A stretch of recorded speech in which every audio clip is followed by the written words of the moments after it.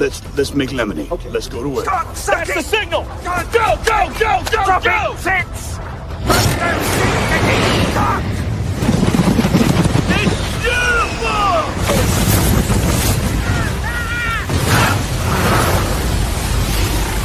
Mother Nature just pissed her pants, dude! Start your day with a jolt of energy and no-holds-barred opinions. This is The Rush, where Travis Justice and Ross Peterson bring you bold, unfiltered, and uncensored takes on sports, life, and everything in between.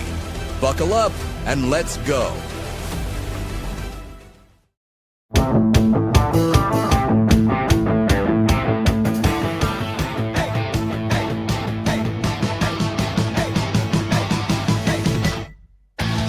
Ready for the weekend. I'm ready for the weekend. Ross is ready for the weekend. Are you ready for the weekend? If you're not, well, you will be by the end of this show because we're going to put you in a good mood. That's what we do. We start your days by putting you in a good mood. You're listening on the audio stream at therushradio.com or on the Rush Radio Android app or the TuneIn app. Thank you so much. Hello there, YouTubers. You're active this morning. You're always active. You're a completely different community over there. You've got just conversations going all over the place. Just do us a favor, hit that subscribe button, give this video a like, start leaving your comments in the comment section. And, of course, you can follow us on X, Facebook, and Instagram. It is the Rush Radio Show powered by Willis Automotive. Happy Friday there, Ross Peterson. Happy Friday. What's up, buddy? Yeah, ready for the weekend for sure. You golfed again yesterday, man. You are living the realtor, the bankers, the insurance salesman's life. That's what you do. You live the perfect life. You know what it is? I've learned it's the teacher's life. Oh, really? A lot of teachers out there in the golf course. A lot of teachers on the golf course. Yeah, got summers off. Buy the city pass from Des Moines. It's like having a membership to 4 different country clubs. See, that's actually the way to go, right? How much does the city? I know you buy the. Did you get the? My buddy, I didn't buy it. This year? Yeah, I did. I bought one for me and Audrey, not one for Eli, but bought Adventure Lane pass for me and Audrey. I did not buy the city passes. 2 of my buddies that I golfed with yesterday have them, and so they were explaining it to me, and they're loving it. They're both like, "Yeah, it's been a great deal." It's that's like 900 something, but then you've got all of the different public course, and I don't want to. I shouldn't loop them in to say what courses are included and which ones aren't. I don't know. Does that include your cart on the city pass? I don't think so. I think there were 2. Again, I'm out of my element here, dude. I didn't even know we were going to. Honestly, we never talk about what we're going to talk about. Yeah, this is spontaneous. When we were checking in, the guy said, "Who's got passes?" And 2 of the guys said they did. And I thought he said that they had walking passes, so they had to pay for their cart fee. So and that makes sense. I mean, so let's say you pay $900, and that sounds like a lot of money, and for a lot of people it is. But if you are a regular golfer, if you golf the 1 time a week during the summer, that pays for itself. And the reason it probably doesn't include carts, I mean, I belong to a country club, right? If I use a cart at said country club, I got to pay for the cart. So my green fees are taken care of, my locker's taken care of, my club storage is taken care of. But it's if I want to use a cart. And even if I want to use a push cart, I get charged for the push cart. Oh, really? Yeah. Wow, I didn't know that. You ever thought about buying one of those on your own? I have, but let's be honest. I don't walk a golf course. I'm lazy. I want to be in a golf cart. I like walking, but there's still something about walking the golf course that I've never done it. Only time I've ever done it, happening right now, actually, I think it is the Iowa Amateur. Followed my buddy John Olson around Towns of Tuscany one time for a round, but that was with other guys. You know what I mean? We were there having fun, enjoying it, watching our buddy. Now, when I'm planning in a foursome, or if I'm just out there with another person who's got a cart, I'll do a lot of times where I'm going to grab my club, I'm going to walk to my ball. I just don't want to walk the entire 18 holes, right? I probably do that on an annoying level. Like I will, if yesterday I was with Tyrell yesterday, we'd be sitting at his ball waiting for the other guys to hit, and I'd get out and grab my club, start walking. He'd be like, "Hey man, I'm just going to hit and I'll drive you over there." I'm like, "No, it's okay. I don't mind walking." And then you realize that you're like walking in front of your friend. So he's like, "Hey, I know you don't mind walking. I mind you walking." We rented the cart for a reason. What I like when you see the push carts is this is how lazy we're getting as a society, because, it used to be, you had a little, it looked like a stroller, right? Well, now I'll go and see people with push carts and they have a remote control and they're just steering it. They're not really push. pushing their cart. There's no push in the push cart anymore. Dude, No. first time I saw this, and a lot of people will know that at Grandview Golf Course, the 12 and 18 tee boxes are on the same. It's one giant rectangular tee box. The two tee boxes are together, and the two holes go different directions. Okay. But they both go up this big hill. We're on the 12th tee box one day, getting ready to tee off, and I see a golf cart. I'd never seen a motorized push cart before. I see a push cart with clubs on it come up over the hill and crest the hill. Not kidding you. I wish I could remember who was with me. And then about 5 feet behind it comes this elderly gentleman. And we're like, oh, his clubs are getting away from him. His clubs are rolling down the hill from him. And we jumped in the golf cart and started driving towards it. And then we realized that he was walking, he wasn't chasing him. It wasn't pulling. It took a second. You're like, how is that not a runaway train? It's like going at a steady 1 mile an hour. How does that happen? With the dude. It turned. I think maybe it turned on the car on the hill or something. We were like, what? They are really cool. They are. And that is what a great exercise, man. You know what? I'm going to get one. I'm not going to use it. No. I like driving the cart. Are you a crazy golf cart driver? I mean, do you get a little crazy? No, I'm respectful of their stuff. Yeah. I'm kind of with you. I've seen too many golf cart accidents to where I'm like, yeah, I'm not going to be crazy anymore. I probably was when I was younger. You're like, oh, we're going to go down a hill. And honestly, closest I've come to dying in a golf cart in the last 5 years was when you were driving it. Gee, thanks. Appreciate it. When was that? When we were at that event out in Denison? Yeah, your cousin's event. Yeah. That was fun. And then but yeah, we were going down the wet hill and you hit and I thought we were going into the creek. I really did. Kind of went sideways for a second. I was like, this is it. This is how I die. This is how I die. Denison, Iowa is where it comes to an end. At that time, you were heavy enough, you'd have crushed me. So it was like, here we go. Dead, embedded in creek.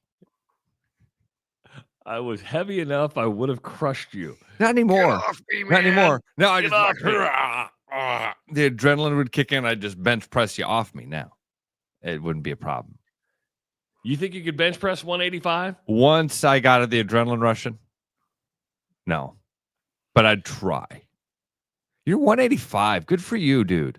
Yeah. Well, actually, on Wednesday, because Wednesday's my weigh-in day, I was 182 on Wednesday. Dude, you're going to be lighter than me. I'm not wearing mediums yet, though. I have a hard time purchasing the larges, because Andrew's like, I got you a large. I'm like, I know it looks good, it's fitting, but I'm like, if I put on 5 pounds, I'm going to need the extra larges back. So, because my Rush Radio shirt that I got was an extra large. She goes, why did you do that? You need to get. I go, I bought it for shrinkage. I didn't know the quality. I think it's going to shrink. And she's like, get larges. I'm like, okay. So I've got. I love it that these are the conversations people remember. Like I had in the last week, somebody came up to me and said something like, I was getting a shirt and they were like, medium, right? And I was like, yeah. And they're like, man, that conversation that lady had with you at your office is still one of the funniest. And that was like a years ago, we told that story. Where my friend Katie Espinover, love her to death. We're ordering shirts. What size do you guys wear? And she's going around the room. And Mark's like, I'll do a large. And John's like, I do a large. Bensie's like, I do XL. She looks at me and she goes, Ross, you're a medium? And I was like, no. Excuse me. I like baggy stuff. Like, this is still a double X. But since I'm sitting down, you really can't tell. If I were to stand up, you'd be like, "Oh, that's a little baggy on you. You probably shouldn't wear that out in public." So I only wear it in the studio. Had one when I was at the food tasting the other day. A guy from Channel 5 came up to me. He's like, "Hey, Ross, big fan." I was like, "Oh, thanks." He goes, "Did you ever return that laptop?" I was like, "Oh, good call." No, I didn't have it. Turns out, I finally stopped getting the emails of return your equipment. I'm like, I don't have any equipment. I go, I'm like, finally, I like wrote back, said, "Stop writing me. I don't have any of your equipment." That's what I did too. And got the same thing you did. Sorry, man. It's just a boilerplate deal. We aren't even the ones sending it. We don't even know who's sending it to you. We don't know who to, like, you can't auto reply to it. You can't, nothing. You just got to, sorry. I had another funny one yesterday. Okay. Oh, really? Funny. Funny, haha, or funny like a clown? Funny like a clown. Okay. So I'm golf with my buddy BJ, who I grew up with. And BJ's a good golfer. He's always been a pretty good athlete and good golfer. And we're talking about, our golf swings like that. And I think Tyrell asked him something about what? And he goes, the best advice I got was actually from our friend Ryan Childs, who's a really good golfer in our friend group. And I grew up with Ryan. I mean, I literally, his brother Gus was my best friend for a long time. Ryan was in my wedding, went to elementary school with this guy. I've known this guy before he's known himself. Okay. He knows me better than I know me. And that guy says to this guy, the best golf advice he's ever given. And I've never gotten that golf advice from this guy. BJ says, Ryan told me one time, BJ, you're an athlete. Just be an athlete. And I thought, Ryan's never said that to me. Ross, you're not an athlete, so don't be an athlete. Wait a minute. He's 46 years. Never once has the guy said to me, I'm 47. That's how bad things are. When did you realize when you were a kid that you weren't athletic? Was it pretty early? Yeah, it was pretty early. And not saying that you weren't athletic. Like, I'm not going to be a Major League Baseball player. I'm not going to be an NFL star. I mean, did it happen? Travis, it helped that I was tiny. I mean, I didn't get a growth spurt until I was like 19. Okay. So I think that helped that I was tiny. And these Coke bottles ain't for the ladies. Okay. I have horrible vision. I don't have great hand-eye coordination. Listen, I can fake it. I can hit a ball off the first tee box and you'll go, oh, wait, I thought you said you sucked at golf. And I can watch it fly and go, just wait. Just you wait. I guarantee you. There's mediocrity around the corner, baby. So I learned pretty early on, man, that playing the sports wasn't for me, but that was all right. You know what I mean? I always saw that there was a lot of fun in just being around sports, competing. But maybe that's why I'm not a super competitive guy, because I lost a lot. I got pretty good at losing. You know what I mean? I had an older brother. My older brother was not a great athlete, but Brad was a better athlete than me, bigger than me, 4 years older than me. So I never won a backyard basketball game. Well, it's funny that what you just said, you're not super competitive, because now I'm going to go off on a tangent here. And so, most companies, the biggest problem they're facing right now, believe it or not, is a shortage of people.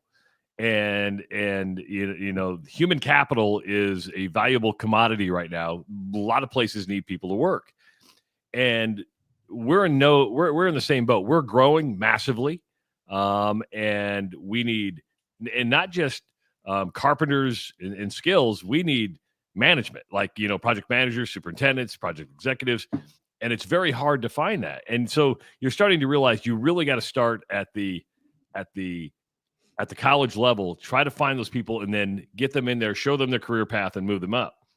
And, a lot of companies will go to these career fairs, which let's put that in sports terms, right? So you are like, when you see these AAU basketball tournaments or you see these USSSA baseball tournaments, that's like a career fair for a coach. You have 400 coaches sitting there watching these players. Can you really make a connection? Or I mean, I know you're there watching them play, but can you really develop a relationship? So I'm kind of like, hey guys, let's do something different. Let's follow the college football and basketball recruiting model. I said, let's have like a day at the office. And you've been because our facilities, Ross has been to our facilities. Beautiful. If I can get you in the door, you want to be there. You want to work there. You want to be there. Yeah. And so I said, hey, let's do a special day where we bring college students in, like a handful of 20, 25, and have like a recruiting visit day. Screw the career fairs. I know you still got to go there, but let's look at this. So what I did is I brought in a former college football coach. He was actually, Bill Bush is his name. He was the special teams coach and like chief recruiter at the University of Nebraska for a number of years. And he worked with Ed Orgeron at LSU. I said, okay, here's my idea. How did you bring people on campus when you had people on campus? Great idea. How would you structure this in a business world as opposed to a sports world? And he brought me through a number of things. So I said, hey, okay, you had the benefit of tape. You could watch somebody in talent, all this stuff. I go, what was the number one cue whether you wanted a guy or not? What do you think it? What do you think it is? Let me. Well, there's a couple that would jump out to me, Travis. That want to be there is something that you can feel on people. What is it? Because I could guess all day. So what they would do is they would strategically put people in like team building activities, very simple stuff. The number one thing you could determine success or failure of a college athlete, and probably a pro athlete too, was your competitive spirit. They want to win? So they would put them in these things to see who was really. And he goes, you wouldn't believe how many guys were one-dayers. Like they had all the talent in the world, and when they turned it on, but they didn't have that competitive spirit. Yeah, I guarantee if you were to go to Iowa State, Iowa, Northern Iowa, Drake, basketball or football, you would probably know those guys who had unbelievable talent, but didn't have that competitive spirit to where they wanted to win all the time. And by the way, business is sports and sports is business, meaning you don't have to be an athlete, but in your world, you might have that competitive drive to where, hey, I want to win, right? I want to be the best at my job and go about. And I was like, wow, I never, because I'm like, was it okay? That's what I would say. Like, as a little brother, I found sneaky ways to be competitive. You're right, Travis. That like I'm not that line. I always like that line. Last guys or nice guys finish last because they're not running your race. I figured out to change my priorities. That winning the game and having the thing on the scoreboard. That didn't matter to me. There were other things, you know what I mean? I was okay with winning the sportsmanship award. I won. Oh, I got a blue ribbon for being nice. I won. Guess who was the nicest kid out there? You know what I did? You know, like Saturday. God, it felt like a Saturday. Wednesday, I'm golfing with my buddies. It's a foursome, and one of my friends is not. He's just like me. He's not a great golfer. I know we're not going to win the thing, right? We did really well. We shot a 59. It was amazing. But why was it amazing? Because if I'd have gone into it thinking, man, if we don't win this thing, today's going to suck. So I literally walk up and I introduce myself to that Andy, and I go, hey, man, I suck at golf, but I guarantee you we are going to be the clubhouse leader in laughs when we pull back in here. We're going to lead this thing in fun when it's over. And he's like, cool. Let's go. And we did. You're competitive. You probably didn't know it, but once you got into real estate, I think you became competitive. And you're like, okay, I I want to win now because it comes out, dude. And I actually curb it and try to suppress it because I don't like it. I don't like the things that happen when I get really competitive because I love people and that's way more important to me. Way more important. And so I'm competitive, but you know this, Travis, I really, really, really try. Jealousy's one. If my friends are doing well, I want to be happy for them. I want to be, and I will say it out loud. Like, man, I'm glad that this guy is kicking butt now. And it happens. You go, yeah, I am happy that this guy's kicking butt. And then when you see him, you hug him and you're like, man, I'm happy that Mark is sharing with me your success. And when I have success, I'm kicking butt right now, and Mark shares that with the crew. That's nice to walk in the room and they go, hey, dude, nice. You stuck through it. Went through the mud. Got through a slow time.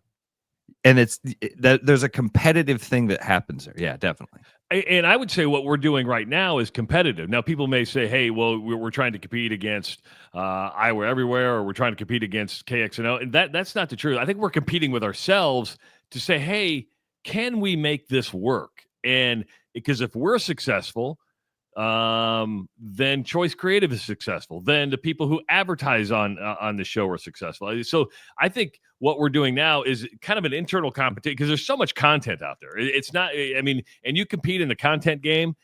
That's a rough game, man. I mean, but again, dude, we said this one the other day. I think maybe this is something you and I disagree on. We've never really talked about it. I look at it as we're competing with ourselves. You know what I mean? But that's what I'm talking about. Yeah. I'm watching that number in the corner going, well, wait, how come normally we have 500 people right now? Wait, normally we have 1,000 people right now. And normally we're at this, you know what? Wednesdays are weird. Wednesdays have been weird days. You know what I mean? You look up there and you're like, where the hell? And that's the danger of, in the old world, we never had the analytics that we have today. I mean, I can literally go through every single day and go, well, what do we do right here? What do we do wrong here? And that can play with your brain. Yes. But you're right. It is a competition with yourself to go, okay, what can we do to get more people to listen to the show? I like Brian's line there. Maybe this is why I've always had a kind of a trigger with this competitiveness thing. I can't compete with you because I want to see you win as well. And that almost sounds like high horse-ish, right? Like, oh, I love people. I swear to God that's true. He does. And I can validate that. I've seen it to a fault. But Travis, is this that same thing? Remember that day I called you and I was like, man, we had this we've got this great business coach, life coach guy that comes in and talks to us. He actually has an office in our building. He's fantastic. But one day he was like, hey, I want to talk to you guys about the instant reaction words that you have. Give me one word when I say salesperson. Do you remember this call? Remember me calling you this day? So I got, again, my reaction. I got angry. I overreacted to this thing. I was like, because when I hear salesperson, I think negative things. I think slimy, sleazy, commission, taking my money, a man in the way type of thing, right? And the guy's like, well, wait a minute. Why do you say you think those things about yourself? I said, no, I'm not a salesman. And he's like, yeah, you are. By the way, everybody is a salesman. That was basically his point. It's like you're always selling something. You're always selling yourself. You're selling your services. You're selling something. But there's a mental hurdle there when if somebody says to you, Travis, you put any label on it. If somebody says to you, if I think, well, skinny people are weak, and then somebody says to me, Ross, you're really skinny. I think to myself, that guy thinks I'm weak. Right? You see, like we build these things, and I think that's No,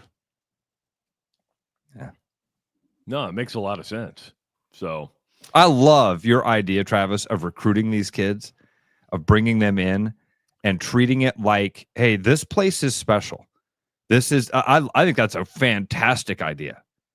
Well, and what does that do? A college recruiting fair is nothing but speed dating, where a kid walks up with a resume, you got him for like a minute, and you're like, okay, yeah, are you interested?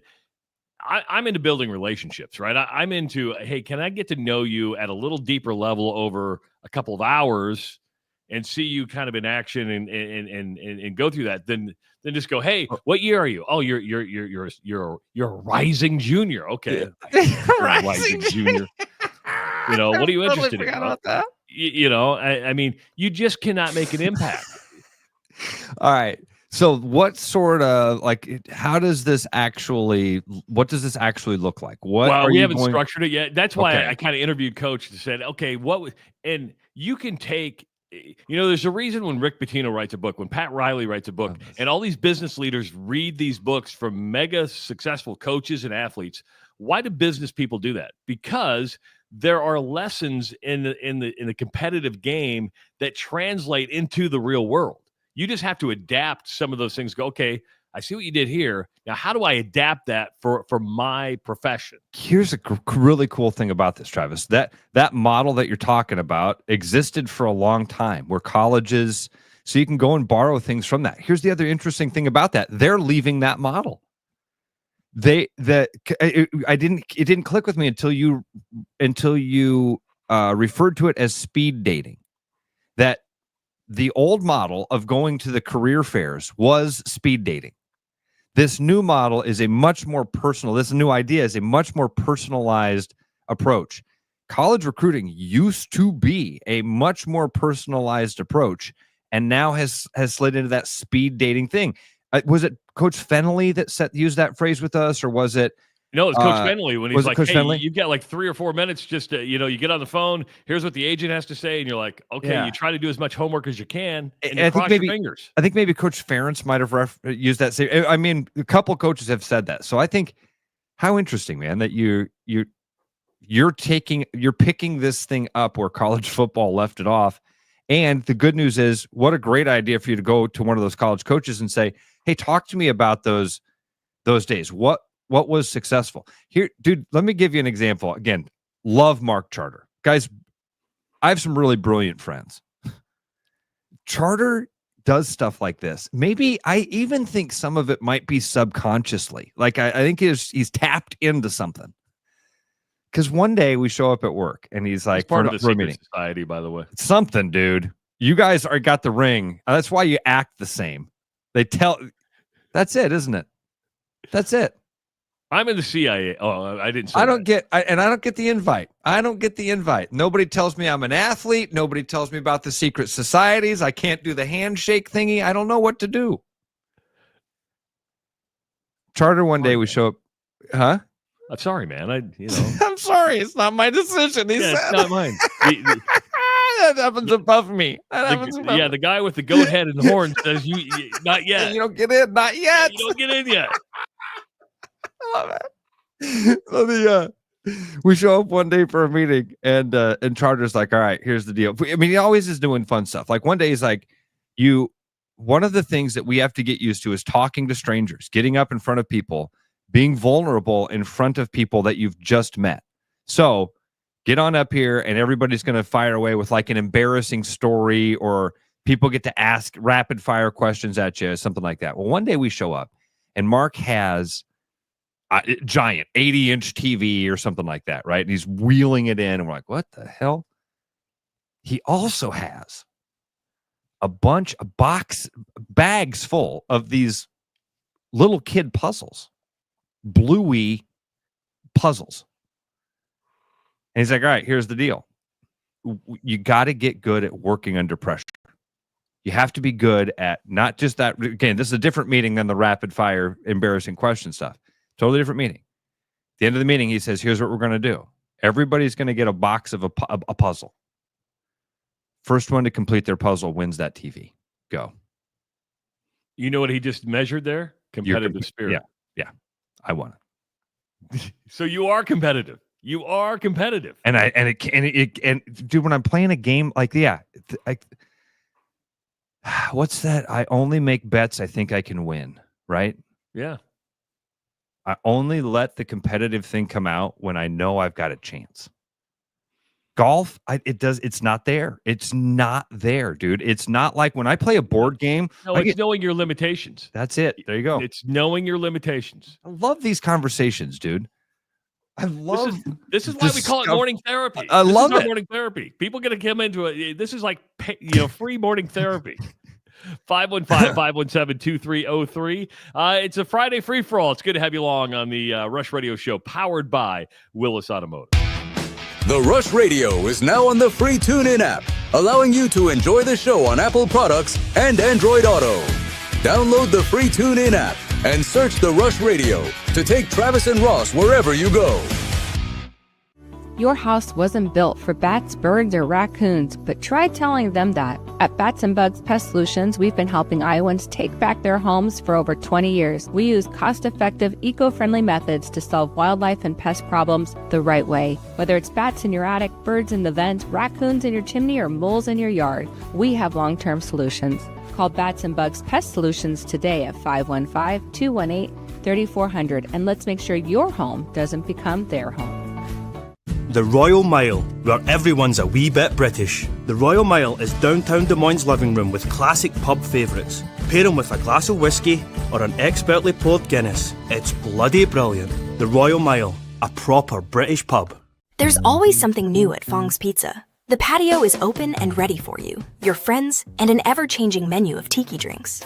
Or try our new noodle dishes alongside your favorite slice.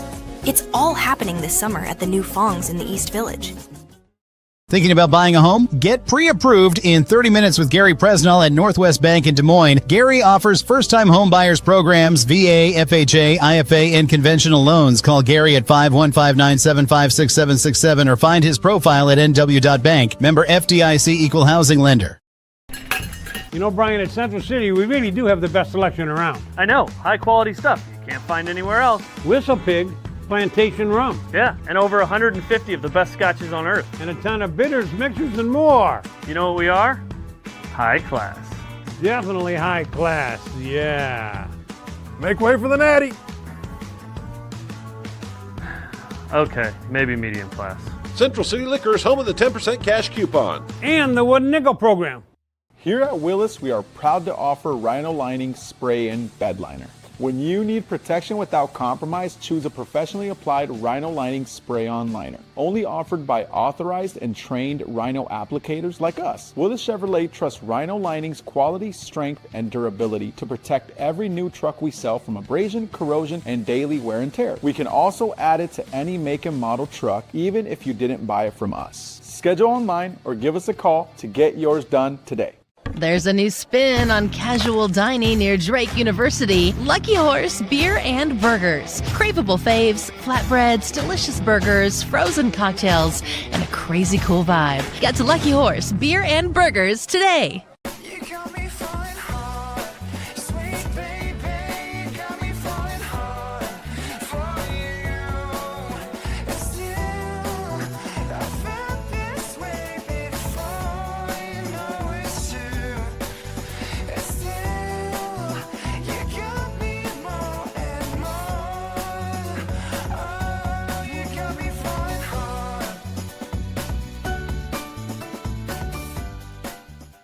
The best bread is made from scratch, freshly baked with locally sourced ingredients and love. At Big Sky Bakery, we take great pride in our delicious products. We know you'll enjoy them almost as much as we enjoy baking them. Find us at the downtown Des Moines Farmers Market every Saturday. Back like a rash you thought was gone. Travis and Ross aren't contagious, but they are addictive. It's the Rush Radio Show, powered by Willis Automotive.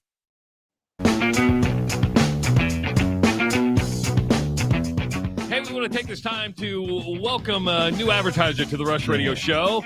Priority One Heating and Cooling. Veteran-owned out of Runnels. They got really good-looking vans. And if you have an air conditioner problem, and believe it or not, we're still in the dog days of summer, but guess what? Fall's right around the corner. You're going to want to get that furnace updated, checked out. Priority One Heating and Cooling, 515-675-4445. or callpriority1.com. It's good to have them along. And again, their website is callpriority1.com. Yes. Yeah. Which can, when you hear that, you can go, wait, you didn't give the phone number. No, because again, Priority One obviously was probably a domain that was snatched up in like 1987. And it is worth like, $100 million right now. Right. Yeah. Right. And my dudes are out of Runnels and smart. And they're like, nah, we'll just throw some other letters in there. Yeah, but call Priority. Callpriority1.com is the website. And again, or you can just give them a call. Look them up, Google them. They'll they pop up in those searches also. And as you said, veteran owned, locally owned and operated. We love all of those things.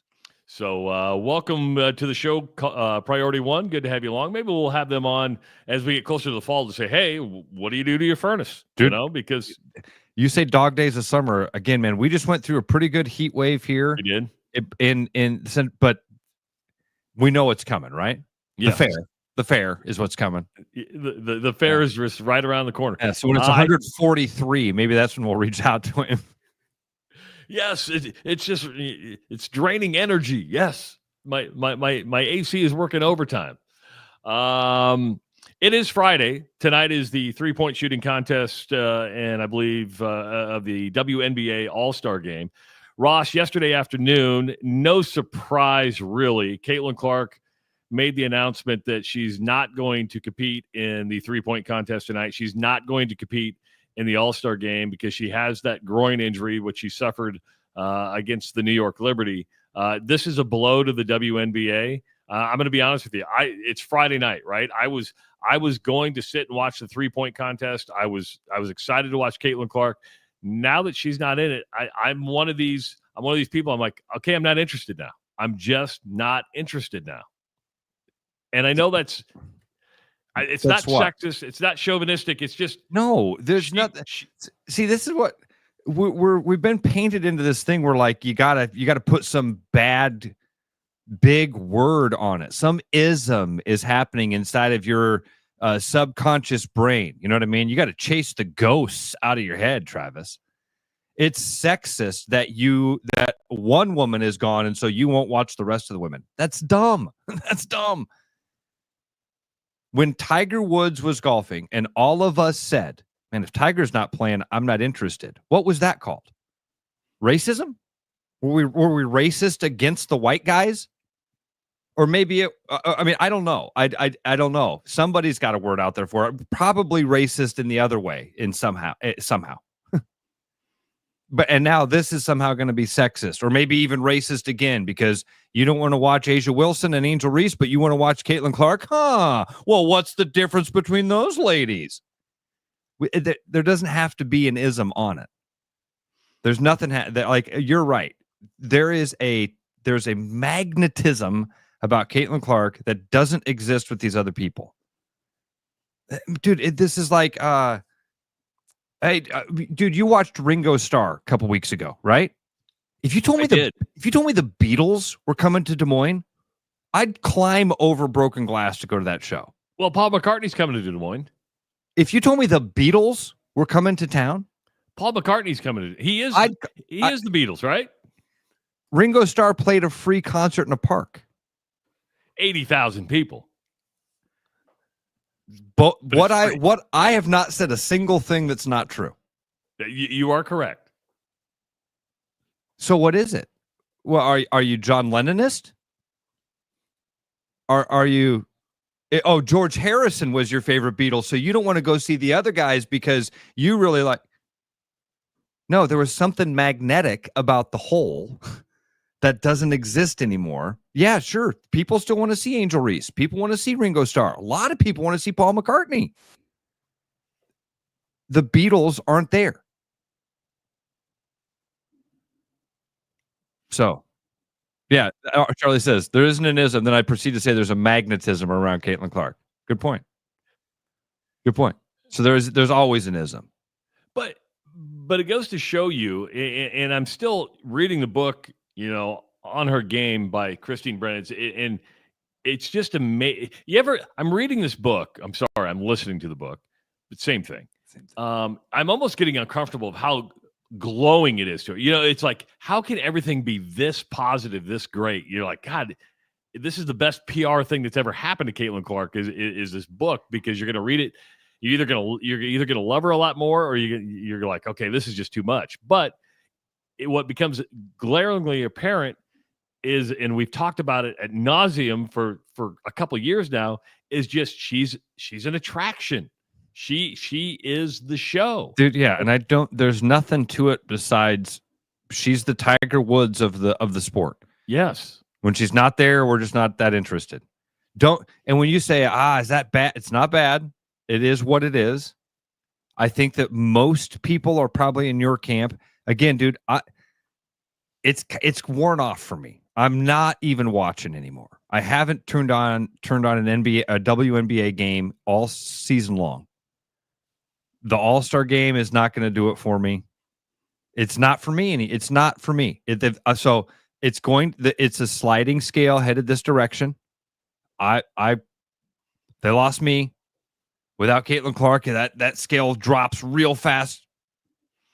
So I'm probably, and I need to think how I want to articulate this. I pay attention for a couple of reasons. One, Caitlyn Clark's an interesting story to me, but I also have kind of followed the trends, and I understand that when you do talk about it, it draws interest. People, I mean, there's a reason ESPN puts all the Caitlyn Clark stories because whether we like it or not, it draws stories. So I'm like, because they haven't. This is why, dude. Because they haven't milked the tit long enough. There's still meat on the bone. So send the maggots. My bone is dry. I'm done. I'm not, and I don't mean that like, please don't talk about it anymore. What I'm saying is, the games are not interesting to me.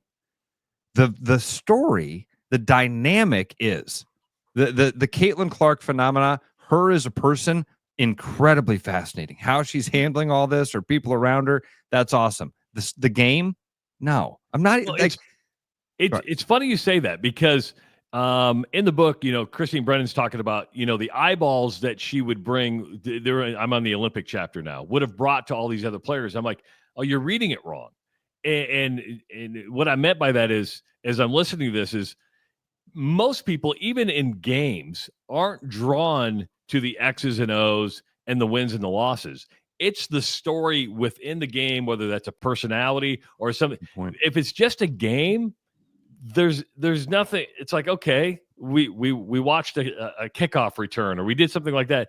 Let's use Iowa football. Cooper DeJean was the story that his senior year. I mean, what he was doing, small town kid, just Rocco Becht at Iowa State. That is the story. Brock Purdy. What was Brock Purdy's story with San Francisco? That he was the starting quarterback for the 49ers? Mr. Irrelevant was the starting quarterback. That's the story. You're like, right. This guy should not be where he's at. That's the story that people are drawn to. We had a meeting yesterday, and in the meeting, we were just talking about great Hawkeyes, and somebody mentioned the name Robert Gallery.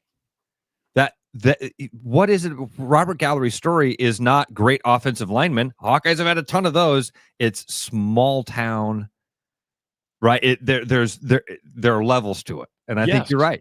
When you've got that, Cooper DeJean is in the same category somehow as Chad Greenway in our brains, in my brain. Cooper DeJean was like a 5-star, everything athlete. Chad Greenway played 8-man football, or maybe it was 6-man or something ridiculous. And that's why there's got to be a story. So when I'm reading this book, and Christine Brennan goes, these women deserve coverage. Nobody deserves anything. Nobody deserves anything. You get normally what you earn. And Caitlyn Clark has earned this type of coverage. You look at golfers or any athlete that gets a certain amount of coverage, it's not usually just for what they do athletically. It's what they do on or off the field. Travis, I'm glad you said that, because when you said she's earned this coverage, I'll be honest, there was a moment my brain was like, no, there's something magical about her. There's that magnetism there's that ism. But that's not true. She earned it. How did she earn it? By hitting 3-pointers from the logo multiple times a game, every game. That's how she earned it. Yeah, that's how you earn it. Yeah, when she got to the national championship, she performed. When she played against South Carolina, she performed. When she was all blah, blah, blah, blah, blah, blah, blah, blah, blah. She earned it. Tiger Woods didn't become popular because he was Tiger Woods. He became popular because he was incredibly good at golf. And did things we've never seen on a golf course before. Right. Michael Jordan did things on a basketball court none of us had ever seen before. And being able to do that earns that. Yeah. And then you've got to have all these other X factors along the way to allow it to get to where it's at right now. Yeah. So her not being here this weekend, her not being at the WNBA All-Star Game. I know you wanted to see her out there for the 3-point contest or had mentioned that as a possibility. I think it's probably a good thing that they just set her. You have to, because you have to think about long term. You still want to make the playoffs. It is still about, how do you get, and here's another story. Let's say she gets 100% healed up. Let's say she gets back to 100% and they get to the playoffs. I mean, there's a story, the peaks and valleys.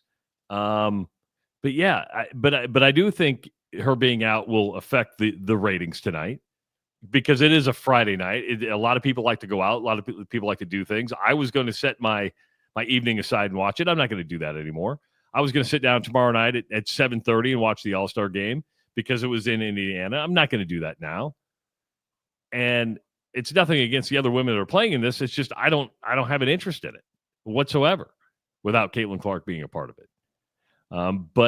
But I think it does show you, Ross, that maybe the severity of the injury, or it's like, hey, just sit, don't do anything.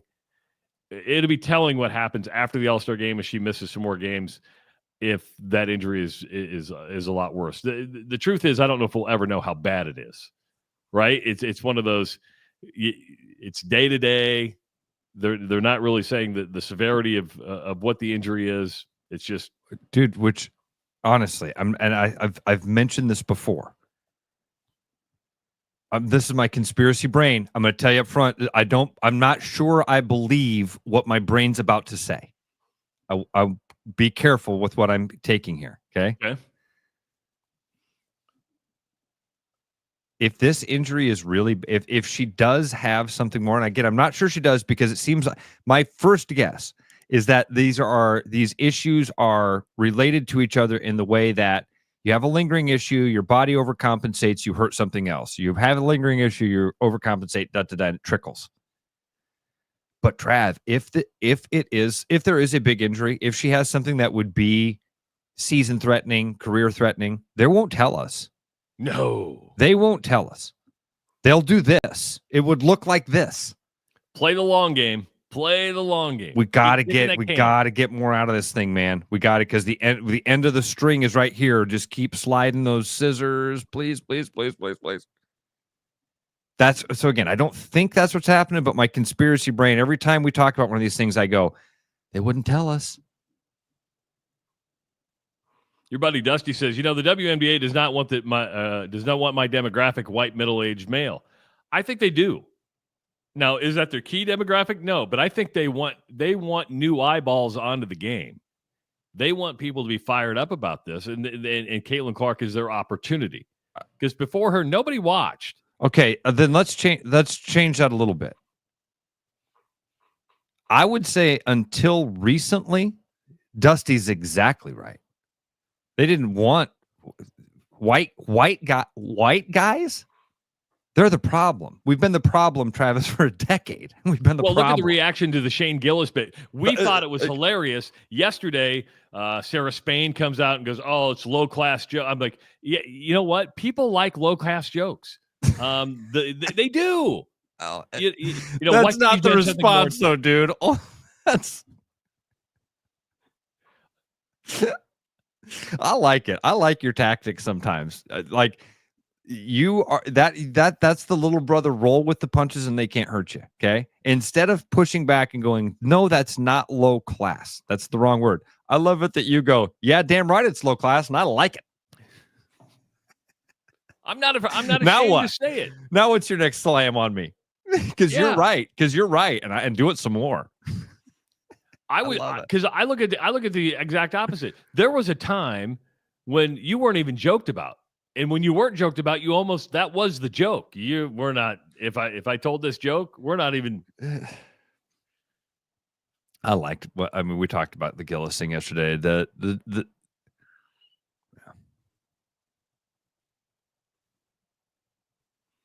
Sorry, I cut you off. Where were you going? I don't even remember. We were talking about the demographic. You said at a time they did, dude. That's Dusty is right in that. For a long time, the WNBA did not market itself to 45-year-old white guy in Iowa. Not a lot. I mean, let's call it what it is. You've been whatever. It wasn't marketed as. And you're right, Travis. I think recently they've been like, oh, crap, we can get middle-aged white guys in the Midwest to watch us. There's a lot of families. Yeah. Yeah, bring their families. There's a lot of money tapping into there. Whoa. Now, and so I would say that it used to be that way. And there's still a portion of the WNBA. Again, dude, we've heard the Brittany Griner things about like, well, it used to be fun to play. Now people are here. I mean, yeah, there are going to be people like that are still like, wait a minute. And, and because I think there are probably a portion of the league, both black and white, that would repeat almost exactly what Dusty's trying to imply there. Would say, you know what sucks about this? Not only are people showing up, they're old white guys. We didn't ever want to be we didn't want those guys here. I get there's a portion of the league that feels that way. And maybe not, but it feels that way. That's the reputation that they've built. That's the feeling that comes off of it. I don't think I'm alone. Dusty's implying that I'm not alone. It's not, again, that's why this thing now of like, oh yeah, WNBA All-Star Game. Cool. Oh, wins the World Cup too. Wins the World Cup. You guys got field day going on for the third graders soon too? Come on. Let's talk about other sporting events that I don't care about. I love the Caitlyn Clark story. I love the phenomena of it. That's amazing. It's a really cool story. The competition, the stuff on the field. Again, maybe this goes back to my competitive thing. I just don't care about that stuff. I hope Caitlyn is able to continue this thing and start to hit those big threes again and become the electric player, because it was dynamic. Now it's not. And so the dynamic parts have worn off.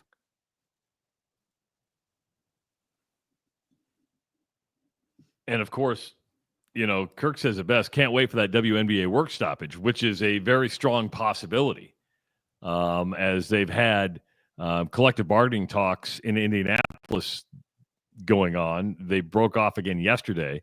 They are anticipating a work stoppage maybe at the end of the season. The current contract ends in October.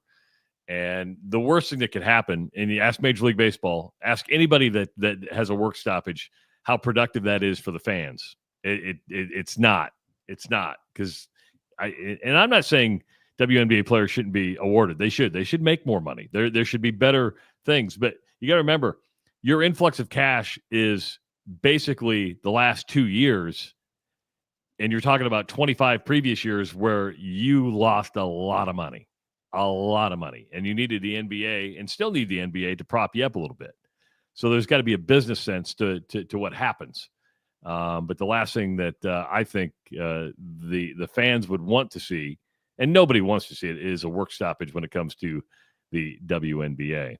But again, the three-point contest tonight, and then you have the All-Star Game tomorrow without Caitlyn Clark.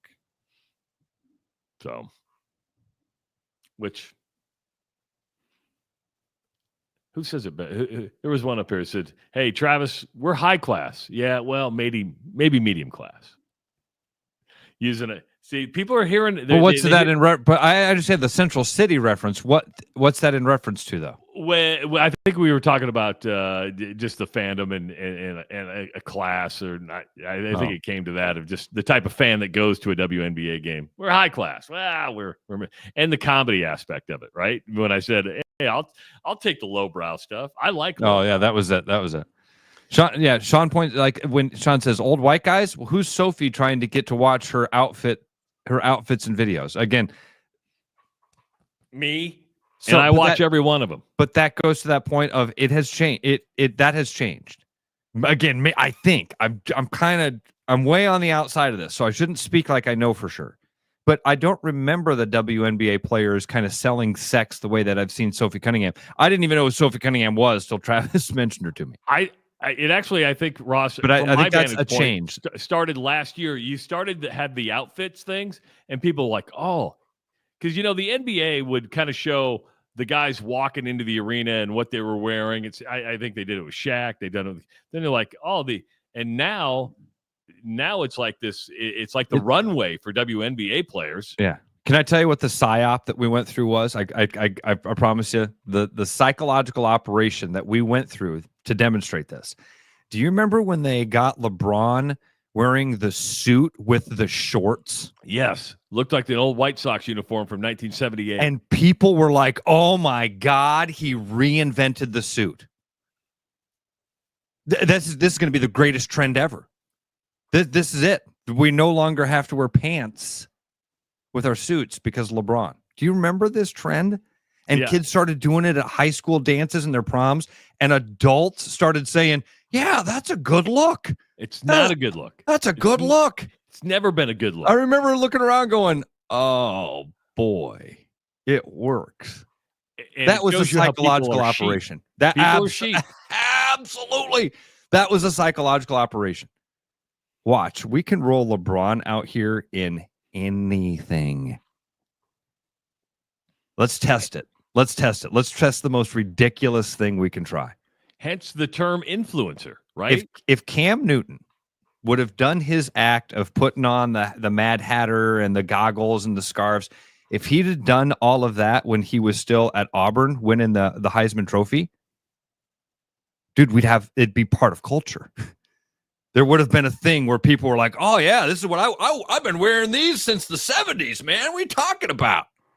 I was doing this before Cam Newton made it cool. Cam Newton never made it cool. LeBron James never made the shorts thing look cool. But it works. 515-517-2303. That is the number if you want to hop on and have a conversation with us. We got an hour to go. We're going to talk fishing. We're going to talk fishing today, Ross. I don't know if you saw that on the rundown. Oh, you want to talk about the ghost. The ghost. Not Reuben the Ghost Gibbons, greatest guide in the history of Lake of the Woods. Not that ghost. Another ghost. Because I need to talk to you about the levels of river fishing. Because I think there's levels to river. There's levels to everything, dude. There are. It is the Rush Radio Show powered by Willis Automotive. The Rush Radio is now on the free TuneIn app, allowing you to enjoy the show on Apple products and Android Auto. Download the free TuneIn app and search The Rush Radio to take Travis and Ross wherever you go.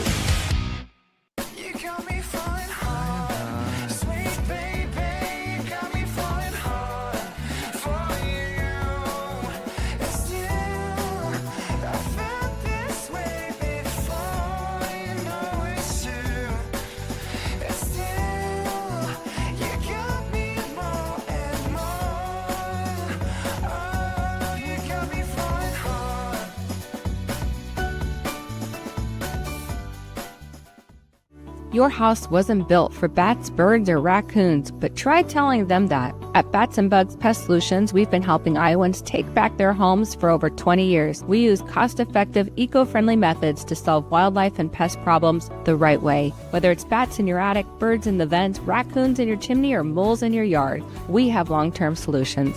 Call Bats and Bugs Pest Solutions today at 515-218-3400, and let's make sure your home doesn't become their home.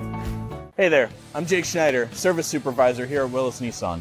With summer heating up, Now is the time to make sure that your vehicle is ready for the road. This July, we're offering 10% off coolant exchanges to make sure that your engine is running cool, and 10% off fuel air inductions to make sure that your Nissan engine is performing at its absolute best. And for veterans, we're taking off an additional 5% for a total of 15% off as our way of saying thanks. So stop on in or schedule online at willisnissan.com.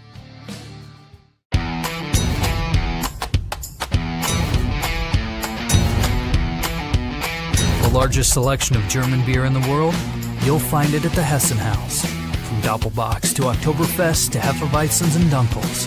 There's no passport needed for the deliciously different beer and food at the Hessen House. So grab your friends and make it a fun night out. The Hessen House, 4th and Court, Des Moines.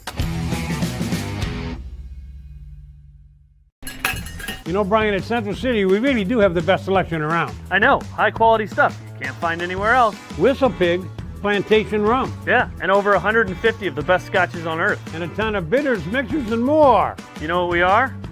High class. Definitely high class, yeah. Make way for the natty. Okay, maybe medium class. Central City Liquors, home of the 10% cash coupon. And the Wooden Nickel program. Back like a rash you thought was gone. Travis and Ross aren't contagious, but they are addictive. It's the Rush Radio Show, powered by Willis Automotive.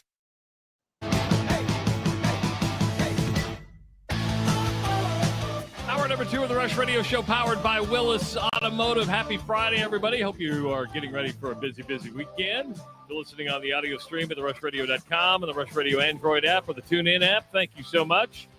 YouTubers, hit that subscribe button. We like subscribers to our channel.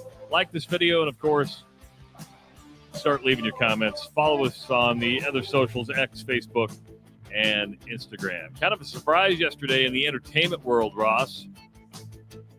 And that is Stephen Colbert and The Late Show canceled. Not just Stephen Colbert, but they are ending the franchise, The Late Show, that started with David Letterman. They're getting out of the late night television game. Of course, conspiracy theorists are like, oh, my God, it's because of his political stuff, and he did a bunch of political stuff. I think at the end of the day, you can kind of dissect this, but in the world of content, and that's what we're talking about, is that there's such a competitive sphere, and you throw so much money into how much you pay Stephen Colbert, how much you pay his staff, how much you do for all this. There comes a point where, okay, is it worth the money to do this in the long run? Now, Stephen Colbert is number one in late night at the 10:30 spot. He was getting like 2.4 million viewers a night. He's number one of all those? Number one. Wow. Kimmel's number 2, and Jimmy Fallon's number 3. That's at the 10:30 spot. If you throw Gutfeld in at 10 on Fox, he blows everybody away. I mean, it's not even close. Really? Yeah, wow. Gutfeld goes at 10, or I guess, is it 9? Or I'm trying to think if it's 10 o'clock Eastern or 9. But Gutfeld gets like 3.4 million viewers average a night. It was Colbert at 2.4. I believe Kimmel is like 1.7 million, and Jimmy's lower than that.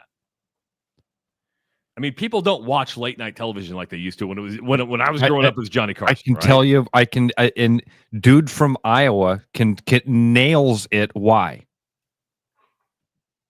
Quit trying to make us hate each other. I'm tired of the divisive content. We tuned in Johnny Carson because, man, that's a memory, dude. Laying in bed and hearing that da da da da da coming out of my parents' bedroom every night at 10:30.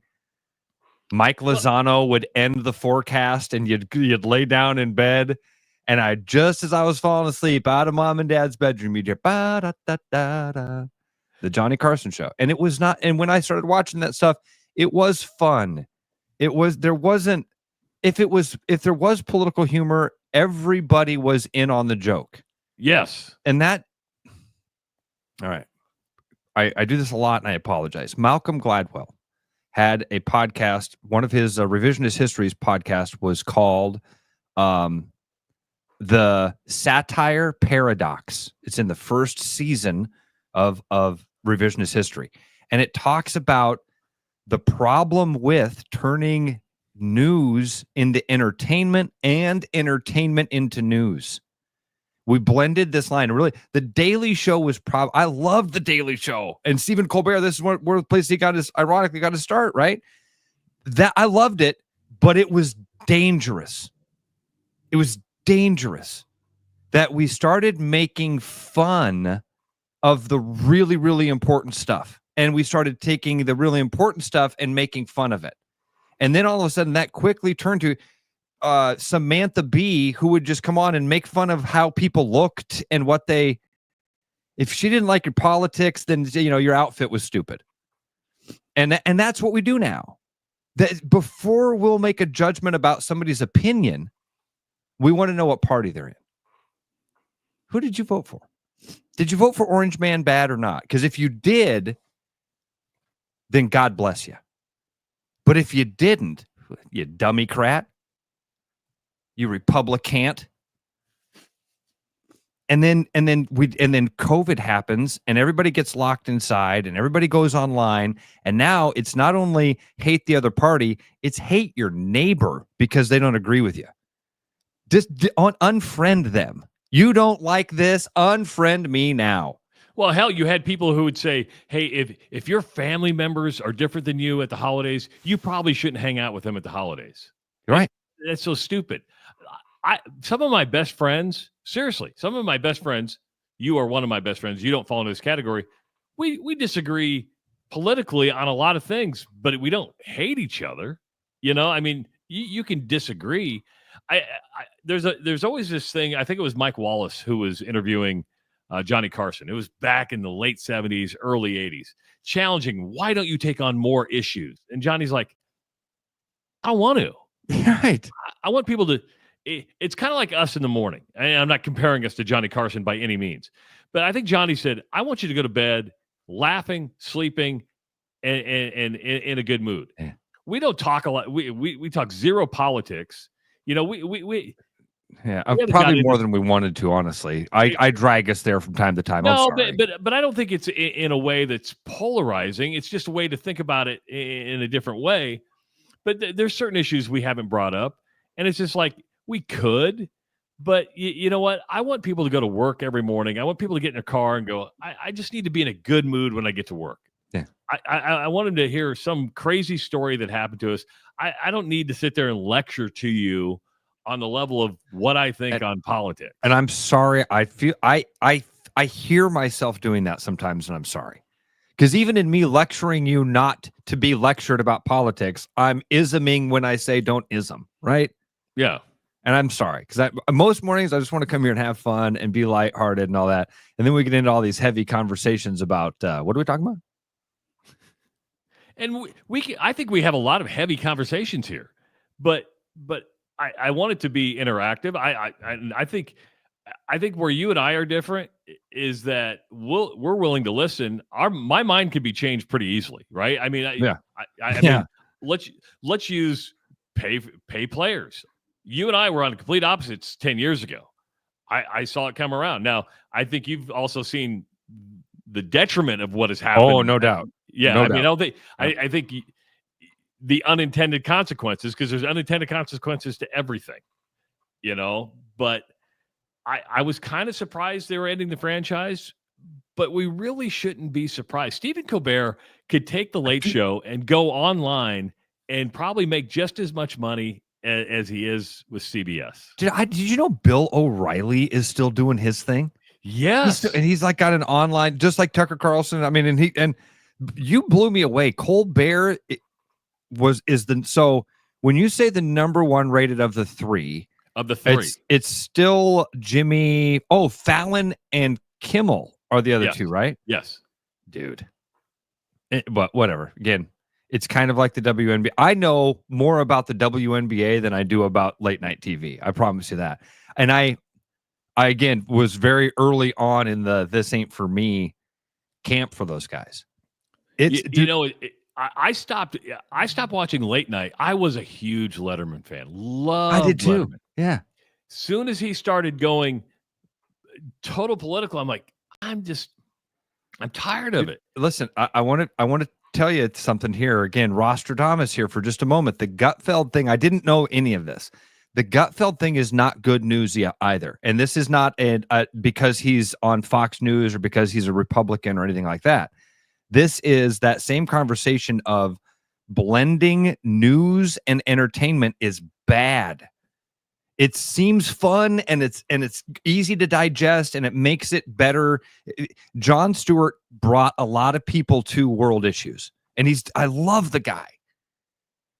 But it's not a good thing when news is trying to entertain you and the entertainment is trying to news you. Well, and this might make a lot of people mad. Who's taking that to a completely different level is Fox News, because you're like, I would say the majority of the shows that you like, if you do like them, Hannity, Bill O'Reilly, those weren't news shows. Those were entertainment shows. Yep. Opinion shows are entertainment shows. Listen, Tucker Carlson. Yes. Do you think that's entertainment or news? It's all entertainment. That's exactly right. Not saying they don't have regular news segments, but when we start to blend it, you automatically think it's no different with CNN or MSNBC. They may have a really good news story, but because it came from that website or that channel, you're like, well, that's a liberal slant. Well, read the news story. It's not. It's a news story, but you blend it in your mind, and it's to the point where you can't see the difference. So did CBS announce what they're putting on at 10:30 then? They didn't. It's going to end in May of 2026. Who knows what you put on there? But they've got a lot of time to change their mind on it. Maybe this is one of the not change their mind. Normally when they make these decisions, it ain't Colbert coming back. But maybe it'll be some iteration of, I don't know. I look at what Letterman's doing now for Netflix, and I've come back around because he's doing those long-form interviews. I'm like, okay, this is what I liked about David Letterman. You would just get different people on there. You're doing a longer-form interview. You don't feel like you have to do this, whatever you did towards the end. I mean, for as much as Letterman brought me to late night after Johnny Carson, because I was fun following that Jay Leno, David Letterman thing, he pushed me away from late night. And I've never been. I can't tell you the last time I watched anything late night. I'm with you. It would have been Letterman. And I had when I went on my high school trip to New York City, that like a huge part of us being in I almost said Central Park, Times Square, was going to the Ed Sullivan Theater, the Rupert's shop that had all the late show merch. I bought a late show cap that was navy blue and just said late show in gold letters. We were in Rupert's shop and a guy walked in. There was like 8 of us standing there. And a guy walked in and said, "Hey, I have 3 tickets to the show tonight. Do the 3 of you boys want to go?" And 3 of my friends reached out and grabbed the tickets, and so I didn't get a chance to go. But 3 of my buddies saw a recording of the show.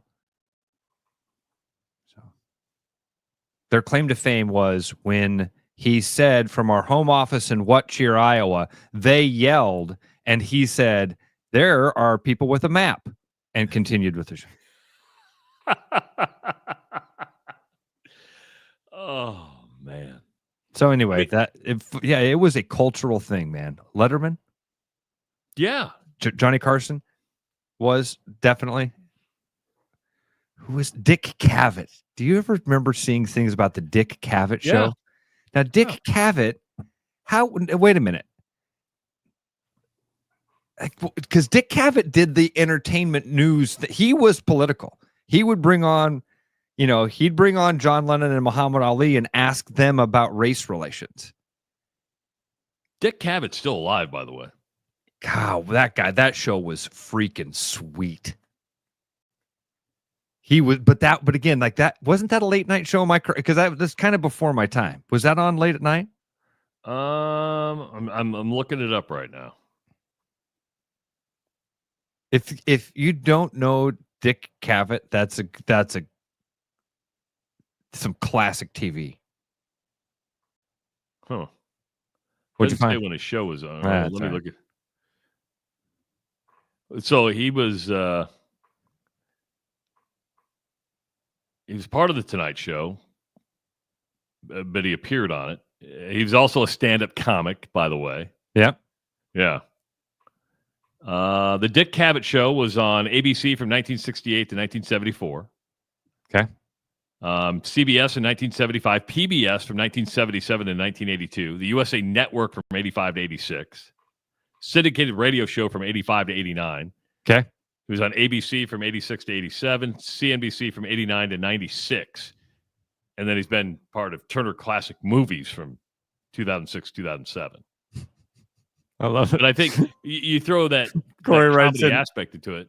Corey writes in, main takeaway, Dick Cavett's still alive? Yes, Dick Cavett is still alive. I was kind of shocked by that too. Corey, I swear to God, when Travis sent me the thing and was like, dude, I'm watching Ringo Starr. I was like, tribute? He's still here? Good for him. Dick Travis knows this is a real thing. I do this all the time with people.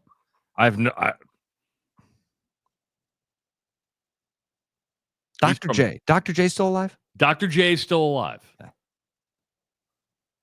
Yes. Right. Okay, Breaking elsewhere news. in the entertainment world, because this was probably one of the most talked about things yesterday on the internet. Be careful if you go to a Coldplay concert, folks. Be careful if you go to a Coldplay concert. Dude.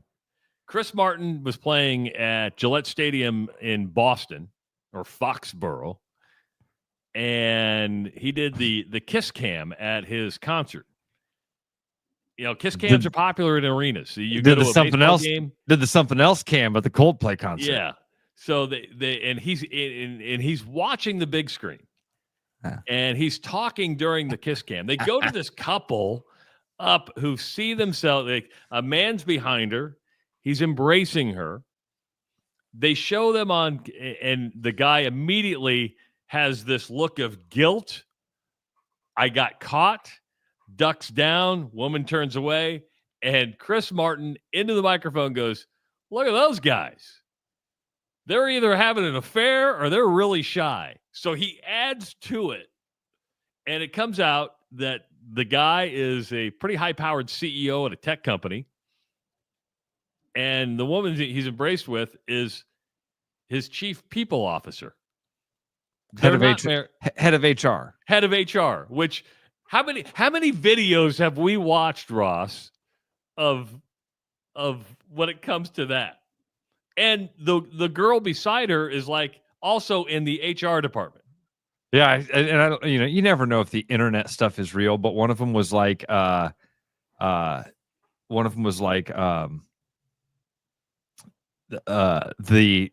lady to the side is the head of internal affairs. Whether that's true or not, it's funny because the lady next to him cracks up like it's the funniest thing that she's ever seen, and it turns out not the funniest thing you've ever seen because it ruined. The guy is married. She's married. They're both married. So while this is what I don't like this is a wildly entertaining story, right? And it is, and we take glee in other people. This is how sick we are as human beings. But man, you gotta feel for the husband of that woman and the wife of that man, who this is like this extremely private thing that you would be embarrassed for one person to know. You may have discovered this at the same time the world did. I only heard about the guy that he apparently has kids too. So there's kids involved in this thing that is, these kids are going to go to school here in a couple weeks, and every one of their kids, their friends, can be like, dude, I saw your dad on TV. I saw your mom, dude. Who's that guy? Yeah, you forget the levels of other people that are affected by it. This is the FO part of the FAFO, right? It was, dude. It is something you watch it and you do have to kind of get like that, whatever that feeling is called, where you go, oh my God. Well, it's funny because Charlie puts in the chat that he goes, and I this is where I am at with well, hold on for a second. Okay, the reason I didn't bring up the statement is because in today's world of AI and everything, Ross, I don't know what's true and what's not true, right? So I'm like, God, would you really put something out there? So there's a statement out there where the guy, and again, I don't know if it's a real statement or not, but the statement says he basically blamed Coldplay for not respecting his privacy while in public. You're in public, you don't have privacy. You have cameras around. When you go to a basketball game and they do the kiss cam, guess what? There's a pretty good opportunity. Or they ask you to hold up your credit card because you're like, hey, hold up your credit card if you're banking with this bank, and you could win the half court shot or whatever. You show up in a stadium, you have the opportunity to pop up on camera. Is that release legit? I'm looking it up right now because I thought, oh no. His firm has come out and said that is a fake statement. Okay. See that's why. Now I'm going to be honest with you, dude. Can I let my conspiracy brain cook for just a minute? Here, okay? This is what we want. Okay. Here's the rat. Hold on. Let me dig the hole for the. Here you go. Here we go. It digs itself. Watch this. Okay. This is my conspiracy. He released that statement. That was an actual statement released by him. And the reaction to it has been so bad that now they've had to come out and say, hey, that was not real. That's my guess on this. Because the statement was not like over the top funny, or it actually seemed to check until the very last paragraph where he's like, oh, and by the way, you know who's really at fault here? Chris Martin and Coldplay. What the hell is Coldplay doing? It was all yellow. Can I ask the question that everybody's thinking? What the hell is Coldplay doing? I'm brave enough to say it. I know everybody's thinking it, and so I'll finally say it. You know who's to blame? Coldplay. You know who they should apologize to? My wife. My kids. Chris Martin, you owe my kids an apology. Ooh. Yeah, we did watch a lot of those videos about the right way and the wrong way to approach a coworker. And by the way, there's not a right way. Don't do it. It's a bad idea. And don't get me wrong. I promise. I mean, I always found places of work the most incestuous. There was always somebody sleeping with somebody at the office. Yeah, dude, I worked at one office that was really bad. Really bad.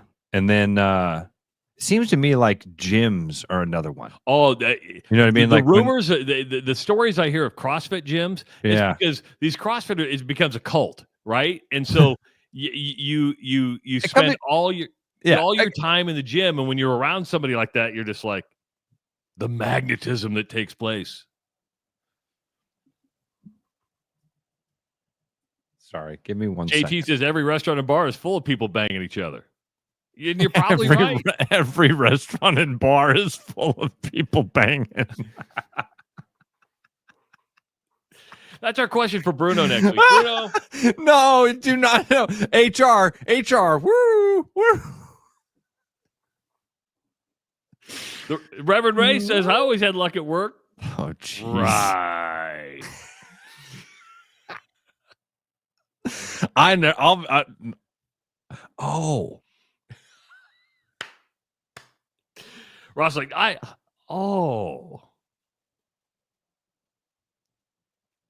are you thinking? I see your brain. What I was thinking. It's funny.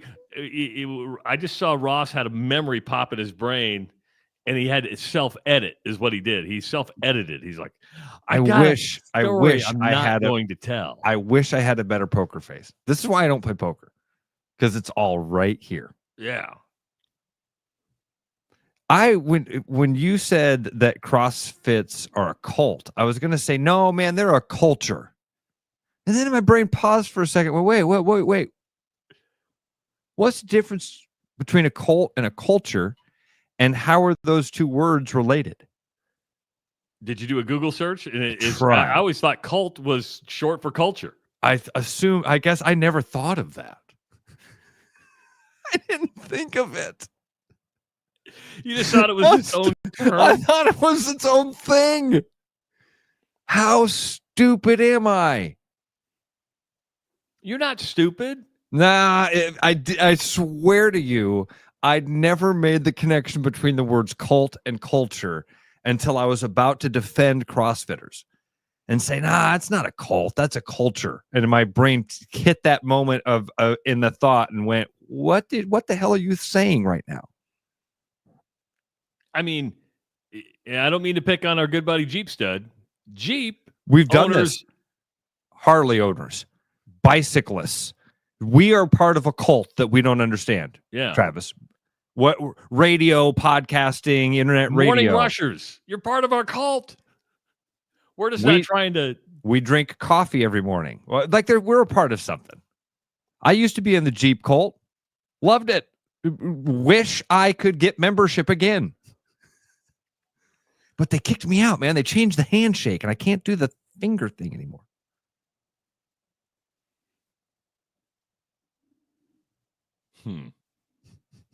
Rev. This guy, man. Rev's a player. Or at least he's telling us he's a player. Rev. And look at that profile pic. You know, I pulled down some at every call center I worked. Every call center I worked. I would love to get a call from Rev. I love Ray. He's like, man, I banged a driver at every Domino's I worked at. I pulled some at every call center I ever worked at. That's a classic Rev line. Come on now. I don't disagree with you. It's and if you don't know Rev personally, it may not be as funny to you, but since we know Rev personally, I just find that not even knowing Ray, that's just a funny line. I pulled some at every call center I ever worked at. Maybe that's why it's funny to me. For a moment in time, I worked at a call center. And remember earlier when I said I worked, and when I was like, oh, I worked at one that was really bad. It was a call center. It was bad. That was bad. That place hurt more families than it helped. I can about guarantee you. And that probably had to do with the culture of the business in general. It totally did. And it changed. From the top down. I shouldn't say that. It was always a cesspool. It just took me a minute for the blinders to come off. Imagine that, Trav. I went into something Pollyannish and thinking the best of it, and because that's what you do, and ended up getting mugged by reality. Imagine that. But I learned my lesson. And that happened to me at a young age, and then I wisened up, and David says this morning show is going south quickly. I think we're just getting revved up.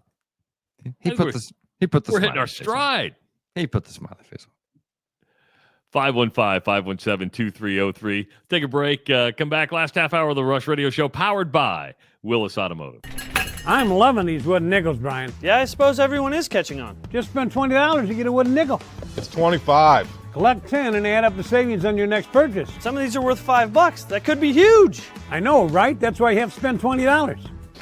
It's $25. Collect 10. It's like money back to you. Spend 20, you get another wooden nickel. It's $25. Collect 10 and add up the savings. It's huge. Central City Liquors, home of the 10% cash coupon. And the wooden nickel program. It's huge. Hey, what's going on, everybody? This is Mason Miller, sales manager out here at Willis Infinity. We got some great stuff going on this month. This month, we actually have 0% all the way out to 60 months on a brand new 2025 QX60 and 0% out to 36 months on both 80s, 50s, and 55s. Of course, we do offer loyalty still on the QX60s and 50s and 55s. For more information, visit us online at willisinfinity.com or see us in our showroom.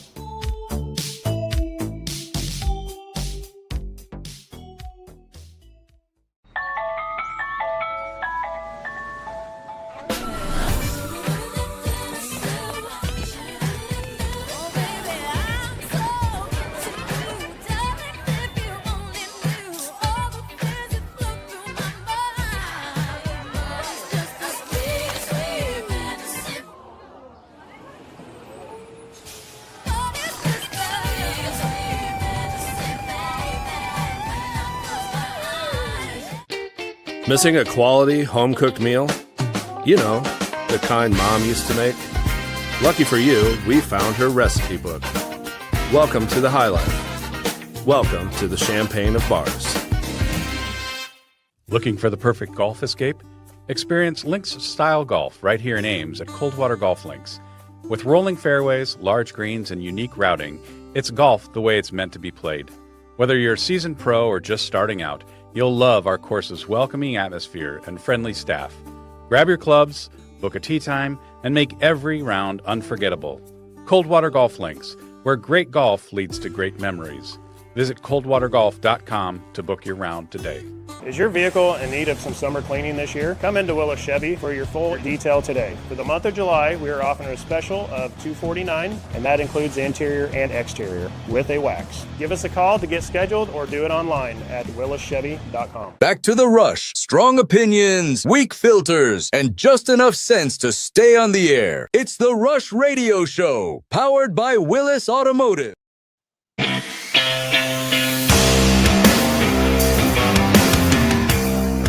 Welcome back to the Rush Radio Show, powered by Willis Automotive. Weekends here. Might be a good time to go buy a car.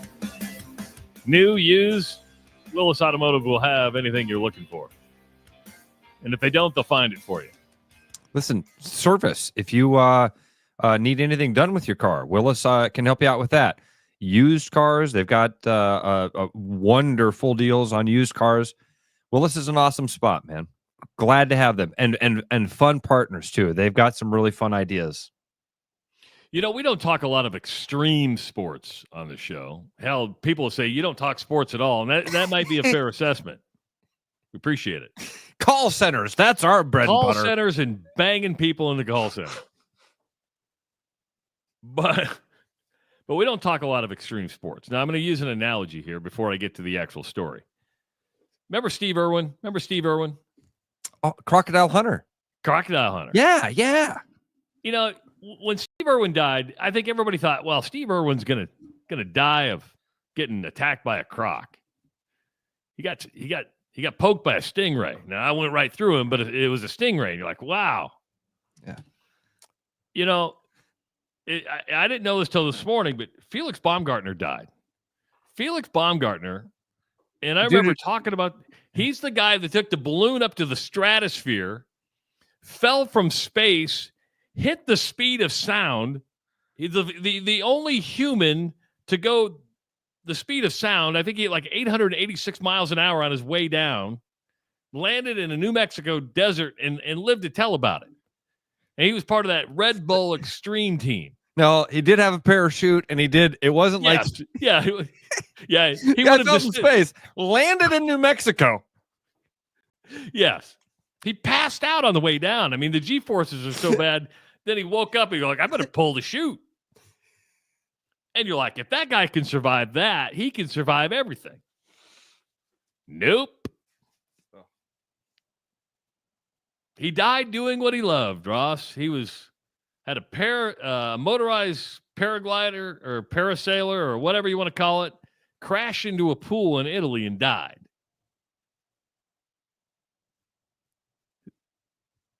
It isn't extreme sports. When you look at what was that mountain climbing thing where that guy free solo. You turned me on to free solo. Oh, dude, Alex solo? Honnold. He's dead now. No, he's not. I thought he did. Or no, was it another one who died? It was somebody else on a mountain climbing one. Maybe he's not dead, but there was another movie that followed that one that was like Is he still alive? He's still alive. Okay, see, there was another. Okay, sorry, I didn't mean I got the wrong guy, but You there was just another climbing one. You just Ringo starred me for a minute. But don't you think these people who have these adrenaline rush, extreme sports, kind of have a death wish like this? Knowing that it's going to end, and it's probably going to end badly. This is why I don't even like to get on roller coasters anymore. Dude, okay, do people... I think, Travis, this is that thing of projecting. I think that... That's fair. You know what we do, because we're like, well, I'm sane. And I would only go climb up freaking El Capitan with no ropes if I were nuts and wanted to die. Because I would die doing it. People keep saying he died, and I swear to...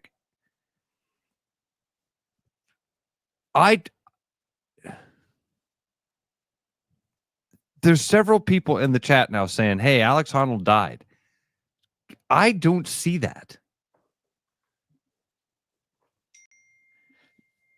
I think Charlie's corrected himself. It was the free solo ice climber, that ice-covered mountain. Now that kid, no, Alex Honnold has not died. Yeah, so Alex Honnold's alive, but it was the other one that was the ice climber. Remember, I think he was from Canada. Dude, free solo is really good. That one about the ice climbing thing is even better. It's look at your phone just going off. He's alive. He's alive. Yeah. He's alive. Yeah. Well, actually, it's my buddy. My buddy who I told the story about earlier about me not being an athlete. You know, I said, yeah, my buddy Ryan told my buddy BJ, hey, you're an athlete. Just be an athlete. And I thought yesterday, wait a minute.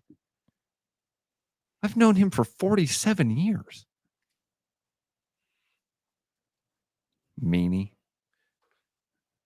And by the way, these climbers, these extreme sports guys, they're athletes. I mean, but they're to me, I may be projecting, Ross, but you gotta have a little screw loose. Yeah, I can't deny that, Travis. Like, that's the right term what we use for this. Like, but dude, it's my dad was an adrenaline junkie a little bit. He was. Dad would say he was not scared of anything. You know, he always said to me, you ever get the chance to jump out of an airplane, do it. You'll never have an adrenaline rush like that. He said that to me a couple times. You know, he was a bit of an adrenaline junkie. Did my dad have a screw loose? I think it's fair to say that. You know, fair to say the guys that want to go do that, man, it's different. To the level of going to space and jumping out of a balloon, you have to have a screw loose. I love it. I can't deny what you're saying. I can't push back because who the hell does that? One dude.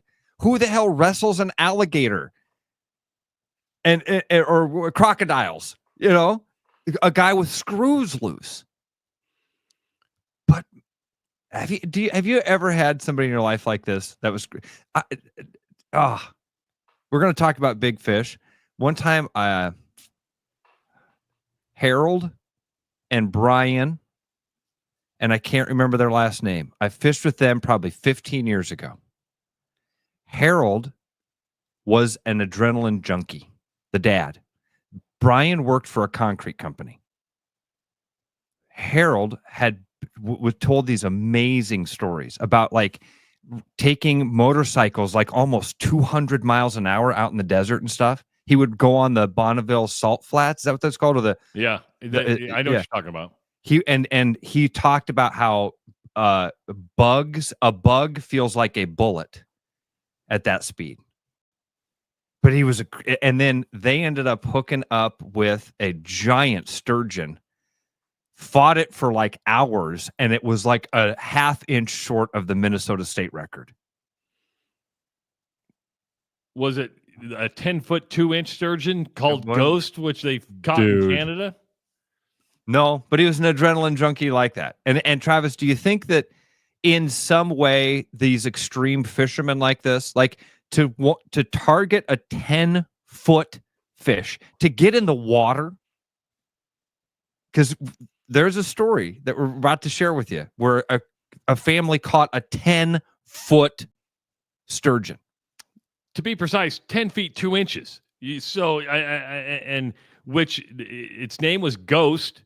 They believe the fish was 120 years old. They believed the fish had never been caught before because it hadn't been tagged. Now, the tagging system only went back 17, 20 years or something. It may have been caught in 1922, but we would never know. Yeah, so they couldn't take pictures. That's how old this fish would be, is if it were big enough to take photos of it, it was big enough to take photos of before photography would have been on a boat. And they knew the fish existed because it was like the Loch Ness Monster. They could see it in sonar. They're like, how is this thing going to... It just kept eluding them. Now, they do catch and release, but I'm sure they tagged it. And Ghost is back out there. 10 foot. This fish can dunk. 10 foot 2 inches. You could hang this thing from its fin and it would dunk. So some of my buddies, when I sent this thing out to them, and sturgeon sturgeon are like a sucker fish. Okay. They have this they almost look like a shark. They're the scariest looking freshwater fish you've ever seen. They have a very rigid spine. So when they swim, it can almost look like a shark coming through the water because they've got these little spikes. It looks like they're dinosaurs. They are dinosaurs. And it's like this cartilage spine that sticks out of them. Are they mean fish? No, they are a bottom feeder. They're not going to attack. But they've even got this pointy snout. They look like a shark. But what you don't know is that snout is just their nose, and everything's underneath it. So the snout's like this, and the mouth is like underneath the. So they just kind of go along the bottom, and they suck stuff off the bottom of the river. They're a lot like a catfish, but even more so. I mean, literally, if you've ever had a fish tank and you've had a sucker fish that stays along the fish tank and cleans it, do you know what I mean? You know what those are? Yeah. Yeah, that's about anatomy wise. That's a little closer than like a walleye that looks like a fish that comes at you and eats you. So are they dangerous? It's a 10-foot fish. It's going to do what it wants. Now, what I wanted to get to was the level of river fishing. Okay. Because if you watch a river run through it and they're fly fishing, yeah, that's like a refined, I'm a fisherman. I drive by the Missouri River and I see fishermen down there. I'm like, oh, that's a different class of people. Not saying my class is higher than that. I'm just saying river fishers are different than lake fishers and deep sea fishers. Or is there a level to the type of river you fish? Because I don't mean to stereotype, but I'm stereotyping river fishers. What do you mean? You stereotyping all of them? Maybe the type of river you're fishing. Okay, let me help you with that then. Okay.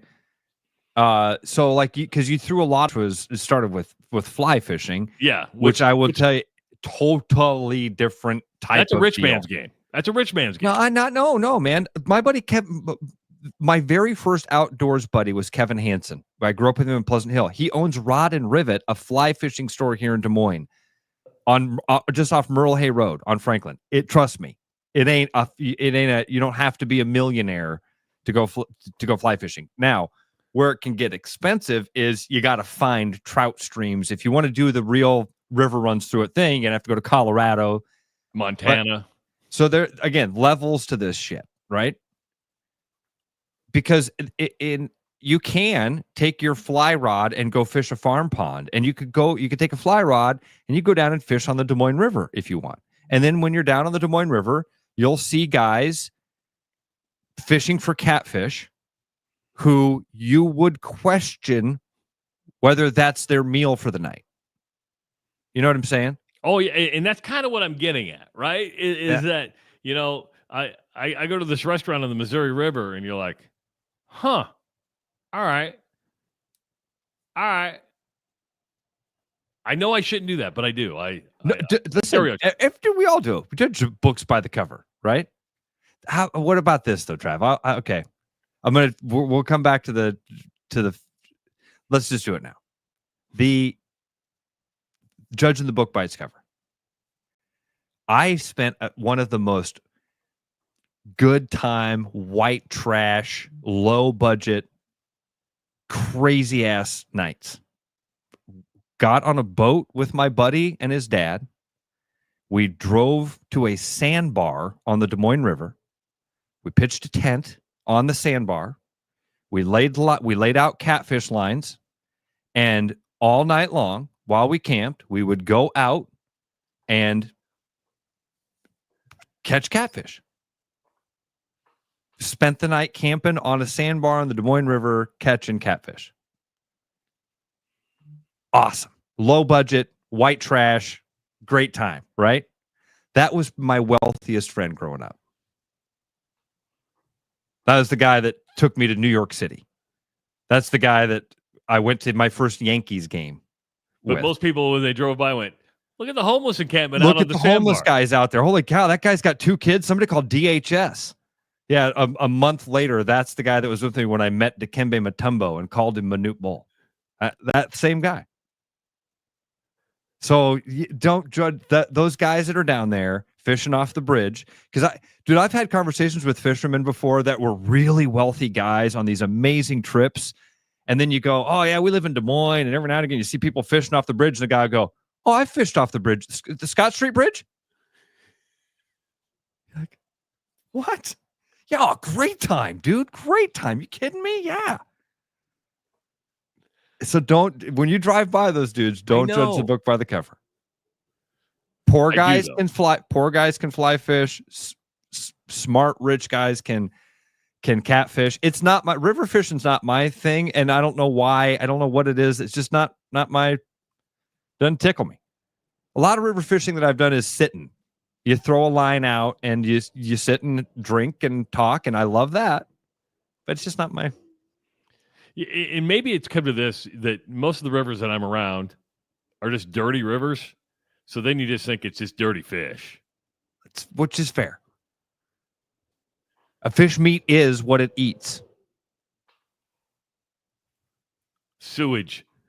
It doesn't eat the sewage. Okay, that's important. Swims in it. But that okay, I'm not going to try to swing you on it. But I don't, because I'm not a river fisherman. You're swinging me a little bit. You and I are swinging. I don't like the way you said that. Oh, I meant it to say that creepy. Just to let you know. Most people go, "Oh, I didn't mean it that way." Travis goes, "Oh, yeah. Lean into that. That's the way I was going."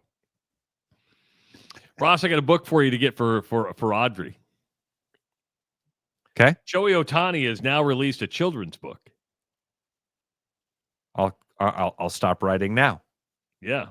Decoy saves opening day. It's about his dog saving opening day. Well, good. I mean, at least the guy's got a revenue stream outside of baseball. You know, it's smart of him to diversify. Shohei, you need another revenue stream. Yeah, this baseball $600 million that you're getting. I tell you what, how can we turn that around? You know, the key to real wealth is multiple streams of income. So you've got the baseball thing. We'll invest some of that for another but how about you write a children's book? And through his interpreter says, yes, I'll do it about my dog.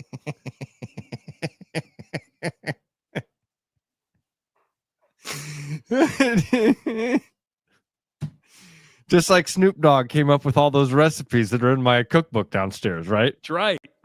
Yeah, right. Are you saying Shohei didn't write the book? Yes. I want to be clear. Maybe he did. Okay. And maybe he didn't gamble either. Sure. Yeah. OJ didn't kill those people. There's no Epstein list. Yeah. Go ahead. Yeah. Mm-hmm.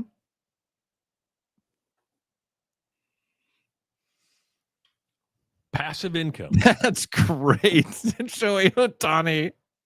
You had me at Shohei Ohtani wrote a book. No, he wrote a children's book. Yeah. Okay. I'd rather see anyway. I'd rather know the real story about why his friend is in jail, but Major League Baseball already told me, and they have nothing to gain from that story. Right. I mean, it's all it. Now we're getting financial advice of passive income. We appreciate all the financial advisors on the chat. Very much appreciated. Writing a children's book, great idea. The key to the children's book, though, you need a really good illustrator. That's because you need the good pictures to go with it. What is the key to a good? You know, we almost didn't. Dr. Seuss almost didn't happen. It's a miraculous story of how Dr. Seuss came to be. He was a writer for a long time, and every time he tried to do that sort of thing, people were like, "Dude," because it's a little out there, right? A little out there. Horton Hears a Who. A little out there. The first book that he wrote was like some sort of crazy. He like either somebody put it in his head or he decided he was going to write a children's book using like the first 47 words that a kid learns.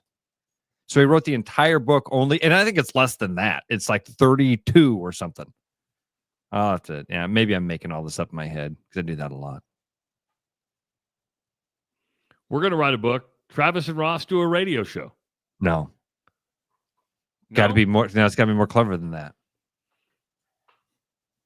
I mean, if we're going to speak to our audience, it's going to have to be a lot dirtier than that. See that? Travis is going to make it creepy in some way. Bang in the morning with Travis and Ross. See, there we go. It didn't take him long. That was fast. A little slower than his normal time, and far off of his world record pace that we've been known is known and loved for. But still good time. I knew it wouldn't take you long. We should write a children's book, he said. You know what that is? That's your grandparent coming out in you already. I love it. Now you're going to be softer. You're going to be a soft old man here. Countdown's like 2 weeks away, I think. You went from being the big guy to the soft oldie. Now I'm all cynical and mean. Pretty soon I'm going to be the fat one. Dude. Anyway. So I love it. Here's a book. Travis and Ross get fired and get their groove back. Yeah. For the record, I didn't get fired. I was just going to say Travis and Ross quit and get fired. You have to put the... Ross got fired. I quit. 2 times. I got fired once. I was thinking about this last night as I was driving home and beating the shit out of myself. I am now officially, like without a doubt, the black sheep of my family. My brother and sister are freaking awesome. And now I'm twice fired and divorced. Ding, ding, ding. Yeah. However,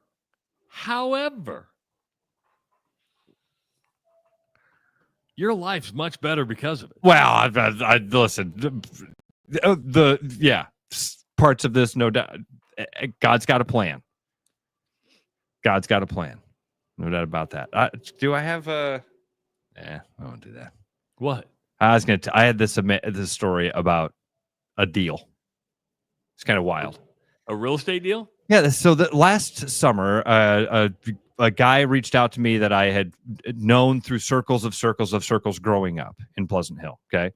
His dad used to like fix our bikes, and he reached out to me and said, "I've got this lot out in Pleasant Hill that I want to try to get rid of. Can you sell it for me?" And I went out and looked at it, and I was busy. I think that was about the time I got fired. I was going through some stuff. I dropped the ball. It was one of those things that went through the filter, and I didn't return the guy's call, didn't get back to him, and it dropped that ball. And I ran into the guy the other night, And he says, "Hey, man, I tried to get you to sell that lot." I said, "I'm really sorry. I was going through a lot. I was super busy. It wasn't. I didn't know how serious you really were, so I kind of did a little bit of the legwork for it, but didn't follow through. And I apologize. Did you get it sold?" And he said, "I did. Let me tell you the story." And I said, "Okay." And now everybody brace yourself. He says, "Here's something you don't know about me. I found Jesus." I said, "Okay." He goes, "So you didn't return my call." And I laid down one night and started praying. And I said, "Hey, what am I supposed to do with this lot?" The next day, I got a thing in the mail, and it was from this realtor. And I called the number. And the gal answers, and she answered the phone, and I said, "Jesus sent me." And she started crying and said, "Last night I was praying and saying, I need a sign that I'm supposed to be a realtor. And and this is how my day started, was with this call." Wow. And so he goes, intervention. He's like, "So you missed out." And I said, "No, man. Nope. That all worked out exactly the way it was supposed to. And now I got to hear that story and see that it's power and us." It was great. I was like, that's exactly how that was supposed to work out. I do believe most things happen for a reason, and not saying you can't be upset if something doesn't go your way or something like that. But I've learned over time, like if we lose a deal, you get upset because you put all this time into it. And then 6 months later, you go, "Oh, if that would have gone through, this opportunity wouldn't have been here," or something like that. Things always work out the way they're supposed to. If you wouldn't have gotten fired, we would not be doing this. Right. All this stuff, all the things we were just talking about. So anyway, I wanted to share that story because it was a really cool moment where I got to reconnect with this guy and hear that awesome story. No, not at all. In fact, that's a great story. Great story. Things work out the way they're supposed to. All right, if you go anywhere this weekend and there's a kiss cam, make sure not to have your side piece there. You might get caught. WNBA 3. This is going to be now an indicator. When the kiss cam comes on, if you see couples see the kiss cam and separate, ding, ding, ding. You're ding, ding. busted. Everybody have a great weekend. Relax. Enjoy it. Know that we're going to be back here on Monday morning at 6 a.m. having fun with you. So get those batteries recharged. Go to work in a good mood. And we'll talk to you on Monday on the Rush Radio Show, powered by Willis Automotive. This July, splash into savings at Willis Chevrolet of Granger, where the deals are heating up and the prices are cooling down. Right now, get 0% for 36 months on the rugged and reliable Silverado 1500. Looking for a mid-size truck? Drive off in a new Colorado with lease payments starting at just $399 a month. Head to Willis Chevrolet of Granger today or visit us online at willischevy.com and make a splash with your next ride.